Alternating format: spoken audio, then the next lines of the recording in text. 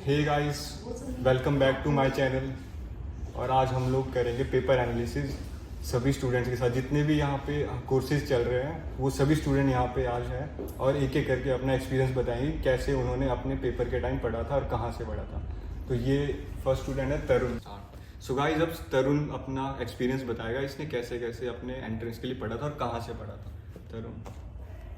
तो लाइक इस साल का और पिछले साल के पेपर में जो मैंने लिखा था उसमें लाइक बहुत डिफरेंस है। लाइक इस साल 20% ऑफ द पेपर में लाइक इंग्लिश होगा, जनरल नॉलेज होगा and the remaining 80% will be consisting of PCM like physics, chemistry and mathematics. So मैं आपको कहूँगा कि आप फोकस ज़्यादा करें फिजिक्स, केमिस्ट्री और मैथ्स पे rather than focusing on this your English and general knowledge. क्योंकि जो मतलब हमारे पेपर में और लाइक आने वाले पेपर में भी आई एम श्योर जो होगा जनरल नॉलेज और इंग्लिश का लेवल बहुत ज़्यादा डाउन होगा, लाइक बहुत ज़्यादा सिंपल होगा। लाइक मैं जनरल नॉलेज का मैं बताता हूँ जो मेरे पेपर में आया था। लाइक एक महीने पहले ओलंपिक्स के वो खत्म हुए थे तो मेरे से पूछा था कितने इंडिया के पास कितने ब्रॉन्ज आए, किसको क्या है। So the event which took 1 month और द फ्यू मंथ्स बिफोर, उसके बेस पे सवाल आए थे। तो आप वही देख लेना रिसेंटली क्या हुआ है लाइक इंडिया में, like not very recently, like महीने 2 महीने पहले, क्योंकि पेपर ऑब्वियसली पहले बना होगा, कुछ महीनों पहले बना होगा। और एक और चीज़ थी, काफ़ी बच्चे ना ये पूछ रहे कि जो बीटेक एमटेक का पेपर आता है वो जेई लेवल का आता है या उससे कम का? एक जेई मेंस का लेवल इज हायर। लाइक जो हमारा एनएफएसयू का पेपर है it's too simple. Like JEE Mains में क्या होता है, टाइम ज्यादा होता है और नंबर ऑफ क्वेश्चंस कम होता है। इसमें क्या है, हमारे पास नंबर ऑफ क्वेश्चंस है लाइक 100 एंड हमारे पास टाइम है 90 minutes. So we are getting less than a minute for each question, जिसमें कि पीसीएम भी है, लाइक मैथमेटिक्स भी आपको करना है। तो उस हिसाब से देखा जाए तो paper level of the paper is too easy to be done. And अब मैं बता दूं like chemistry is damn simple. Like आप बस एनसीईआरटी का पढ़ लीजिएगा तो उतना बहुत रहेगा। लाइक एनसीईआरटी लाइक जब मेरा पेपर आया था तो उसमें मैक्सिमम पार्ट ऑर्गेनिक केमिस्ट्री का था। तो लाइक डायरेक्टली उसमें जो लिखा हुआ था फॉर्मूला के एचबीआर किस में आएगा, वो किस में आएगा, उस बेसिस पे था। और एक और चीज, कोई बुक रेफर करोगे तुम? लाइक केमिस्ट्री के लिए तो मैं एनसीईआरटी प्रेफर करूंगा। और मैथमेटिक्स का क्या है, लाइक मैथमेटिक्स लाइक टाइम कम है तो उसके वजह से डायरेक्ट फॉर्मूला बेस्ड आएंगे। तो गूगल पे आते हैं लाइक 11th एंड 12th के मिक्स्ड फॉर्मूला आते हैं, तो आप एक बार फॉर्मूला सारे अच्छे से लाइक पेपर के 1 दिन 2 दिन पहले सारे के सारे अच्छे से याद कर लो और उनके बेस पे छोटे छोटे एक सवाल कर लो। और फिजिक्स तो लाइक थियोरेटिकल ज्यादा आया था पेपर, तो फिजिक्स लाइक थ्योरी का पार्ट ज्यादा कर लीजिए। और अबाउट लाइक कईयों को डाउट भी था, लाइक मेरे को मैसेज आया था कि 12th और 11th का मतलब कैसे करना है, बैलेंस नहीं हो पा रहा है, 12th का करना है। तो like 70% of the paper 12th के उस पे बेसिस पे आ रहा है एंड 30% 11th के उस पे आ रहा है। तो like I will prefer you, ऐसा नहीं है कि आप 11th को पूरा छोड़ दीजिएगा, लाइक 11th को ऊपर से हल्का हल्का पढ़ लीजिए, क्योंकि जो फॉर्मूला सर हुआ है वो बहुत सिंपल है 11th के कंपैरेटिवली एंड इजीली बन भी जाएंगे वो पेपर्स। तो so that's all.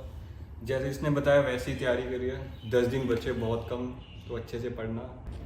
So guys, let's start with another student. She is Vaishali from MA criminology. अब ये अपना एक्सपीरियंस पूरा बताएगी कि कैसे एंट्रेंस टेस्ट में इन्होंने प्रिपेयर किया।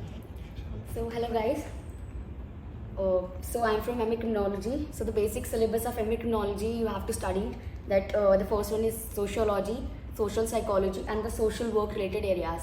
So for the sociology you can just refer the NCERT books because वो बहुत basics पूछते हैं, जैसे कि वो आपकी बेसिक लाइक नॉलेज चेक करना चाहते हैं लाइक आपके इस आर्ट सब्जेक्ट्स में आपकी कितनी नॉलेज है।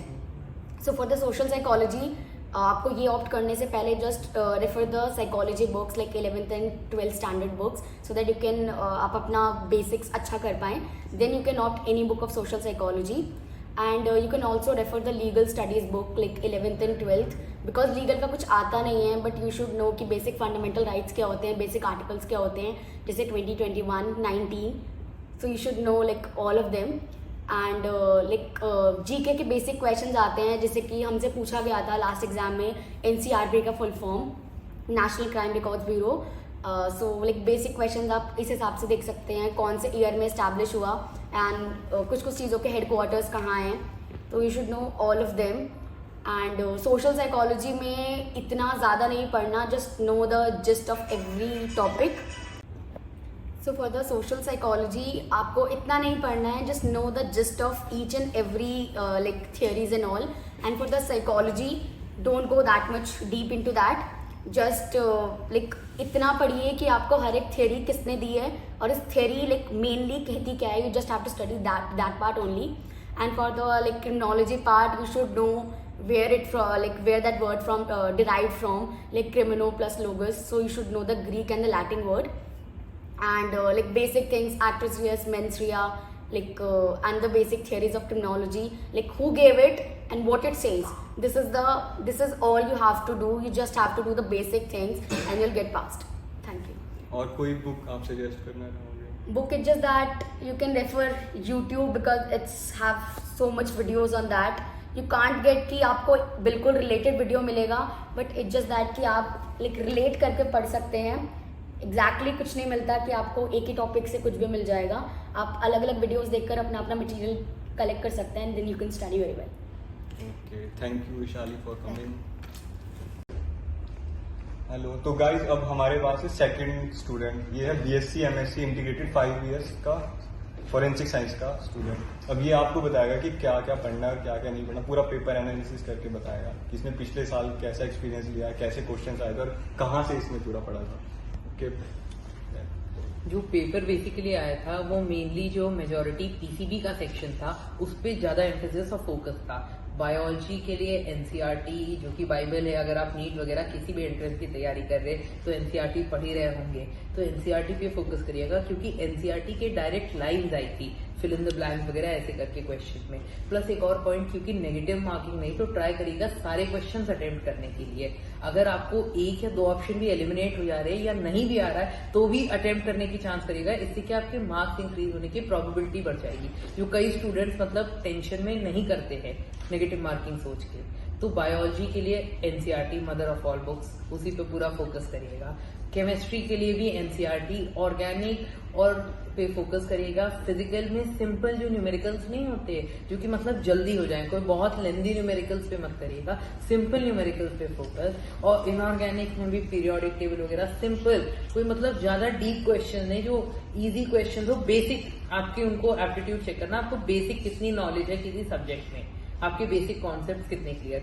फिजिक्स के भी न्यूमेरिकल मतलब नीट जितने हाई फाई लेवल के नहीं बट सिंपल न्यूमेरिकल जो कि कॉन्सेप्चुअल बेस्ड है. ना केवल कॉन्सेप्चुअल बेस्ड न्यूमेरिकल, फिजिक्स में थोड़े थ्योरेटिकल क्वेश्चंस भी है तो थ्योरी पार्ट पे भी जो डेफिनेशन होती है, कोई इंपॉर्टेंट की टर्म्स है फिजिक्स का तो उस पर फोकस करिएगा. अब मैथ, क्योंकि बायो वाले अधिकतर बच्चे भरते हैं पीसीबी के तो मैथ्स ऑलरेडी उनका वीक होता है. तो मैथ्स का पेपर जो है इस पैटर्न पे बनता है जो क्लास 10 की बेसिक मैथ्स नहीं होती है उस पे एम्फोसिस रहता है. जैसे आपके वो mean median mode, statistical question, graphical question जो आते हैं, प्रोबेबिलिटी वगैरह, सिंपल जो क्वेश्चंस आते हैं, मेंसुरेशन, एरिया, वॉल्यूम, तो सिंपल मैथमेटिकल क्वेश्चंस के ऊपर ही उनका फोकस रहेगा. अब नेक्स्ट पॉइंट है जीके के ऊपर. जीके करंट अफेयर्स जो भी later, as my friend suggest की, जैसे जीके में आपको जो भी करंट अफेयर, जैसे लास्ट ईयर ओलंपिक्स था तो उसी के मेडल्स वगैरह यही सब पूछे गए थे. और जैसे अभी जो करंट इश्यूज है, गवर्नमेंट की क्या स्कीम है और थोड़ा जो फॉरेंसिक साइंस और साइंस से थोड़ा डेवलपमेंट उससे रिलेटेड की नोबेल प्राइज वगैरह, ये एक बार आप देख लीजिएगा जीके में. इंग्लिश में basic grammar, homonyms, synonyms, important one word for many, जो इस तरह के नहीं होते सिंपल वर्ड्स, इंग्लिश में उस पर फोकस करेगा. एप्टीट्यूड और रीजनिंग में जैसे series, fill the pattern series वाले इंग्लिश के आते हैं कि वर्ड्स, इस वर्ड का मीनिंग ये है तो दूसरा वर्ड इससे क्या रिजेंबल करेगा. कोडिंग, डी कोडिंग वाले जो आते हैं नहीं सिंपल, उस पे पैटर्न्स के लिए भी क्वेश्चन आते हैं कि ये शेप है तो नेक्स्ट शेप कौन सा होगा, इस तरह करके रीजनिंग के लिए. और बाकी पेपर के लिए बेसिक अपना क्लियर करिए कि बेसिक कॉन्सेप्ट पे फोकस करिए. पेपर मेजॉरिटी बेसिक कॉन्सेप्ट्स आपके चेक करना चाहेगा. और क्योंकि टाइम लिमिट कम है, 100 क्वेश्चंस है, तो क्वेश्चंस जो होंगे बहुत लेंदी और न्यूमेरिकल बेस्ड नहीं होंगे, वो बेसिक सिंपल स्किल पे होंगे. न्यूमेरिकल भी अगर आपको बहुत टाइम लग रहा है सॉल्व करने में और बहुत लेंदी जा रहा तो आप कहीं मिस्टेक कर रहे हो, उसको रीचेक करिए. आंसर सिंपल ही होंगे क्वेश्चन के बट वो बेसिक कॉन्सेप्ट चेक कर रहे होंगे तो कॉन्सेप्ट पे अपना फोकस करिए. पेपर मेजॉरिटी बेसिक कॉन्सेप्ट्स आपके चेक करना चाहेगा. और क्योंकि टाइम लिमिट कम है, 100 क्वेश्चंस है, तो क्वेश्चंस जो होंगे बहुत लेंदी और न्यूमेरिकल बेस्ड नहीं होंगे, वो बेसिक सिंपल स्किल पे होंगे. न्यूमेरिकल भी अगर आपको बहुत टाइम लग रहा है सॉल्व करने में और बहुत लेंदी जा रहा तो आप कहीं मिस्टेक कर रहे हो, उसको रीचेक करिए. आंसर सिंपल ही होंगे क्वेश्चन के, बट वो बेसिक कॉन्सेप्ट चेक कर रहे होंगे। तो कॉन्सेप्ट पे अपना फोकस करिए, और अगर आपने किसी भी एंट्रेंस के लिए प्रिपेयर किया है तो और कोई स्ट्रेस लेने की जरूरत नहीं, उसी प्रिपरेशन पे आप अपना फोकस रखिए। और साथ में इसको भी थोड़ा जीके, मैथ्स, इंग्लिश, एप्टीट्यूड, इन 4 एड ऑन्स को भी ऐड कर लीजिए तो आपका हो जाएगा। और कोई बुक भी सजेस्ट कर दो कोई जीके और रीजनिंग के लिए, अगर कोई जीके रीजनिंग के लिए आज सच तो कोई बुक नहीं है। आप गूगल वगैरह पे सर्च करेंगे कुछ पैटर्न सीरीज के क्वेश्चंस, या यूट्यूब वगैरह पे कोई टीचर्स के, तो रीजनिंग इस तरह हो जाएगी। कोई बहुत मुश्किल रीजनिंग नहीं आएगी। जीके वगैरह के लिए भी जो लेटेस्ट करंट अफेयर्स के क्वेश्चंस नहीं आ रहे, थोड़ा अगर आप चेक करेंगे तो हो जाएंगे। मेन फोकस आप अपना फिजिक्स, केमिस्ट्री, बायोलॉजी पे दीजिएगा। थोड़ा फोकस मैथ्स पे भी, मैथ्स भी 10th लेवल की मैथ्स, कोई बहुत हाई फाई मैथ्स नहीं कि 11th 12th का डिफरेंशिएशन, इंटीग्रेशन आ रहा, सिंपल। केमिस्ट्री में भी थ्योरेटिकल क्वेश्चन पे फोकस करिएगा। फिजिकल में भी सिंपल न्यूमेरिकल की, मतलब जिसमें लॉग वगैरह इतने डिफिकल्ट भी नहीं, सिंपल न्यूमेरिकल थी सर। और सारे क्वेश्चन अटेम्प्ट करिएगा, क्योंकि नेगेटिव मार्किंग नहीं है तो प्रोबेबिलिटी मार्क्स आने की इंक्रीज हो जाती है, भले ही आपको आए ना आए बट। तो गाइस अब हम लोग हैं पीजी फोरेंसिक साइंस के स्टूडेंट्स, तो अब हम बताएंगे पिछले साल हम लोगों ने एंट्रेंस में कैसे कैसे क्वेश्चंस आए थे और हमने कैसे प्रिपेयर किया। तो पहले ये आर्यन बताएगा अपना एक्सपीरियंस। हाय फ्रेंड्स, तो आपको फिजिक्स के पेपर के लिए, फिजिक्स सब्जेक्ट के लिए जो प्रिपेयर करना है, लास्ट ईयर जो न्यूमेरिकल्स आए थे वो डायोड से आए थे, सेमीकंडक्टर से आए थे। एंड आप मेजरली जो टॉपिक्स होते हैं electric field, magnetic field, ray optics, इन सब से रिलेट कर सकते हैं। एंड बेसिकली फार्मूला आपको हर एक टॉपिक्स के याद रखना पड़ेगा। एंड बस एनसीईआरटी को फोकस कर सकते हैं आप। And like dual nature of matter and formulas of every topic and every subject। and बस यही है फिजिक्स में। तो आपको बस न्यूमेरिकल पे फोकस करना है। ग्रेविटेशन हो गया, केपलर्स लॉ हो गया।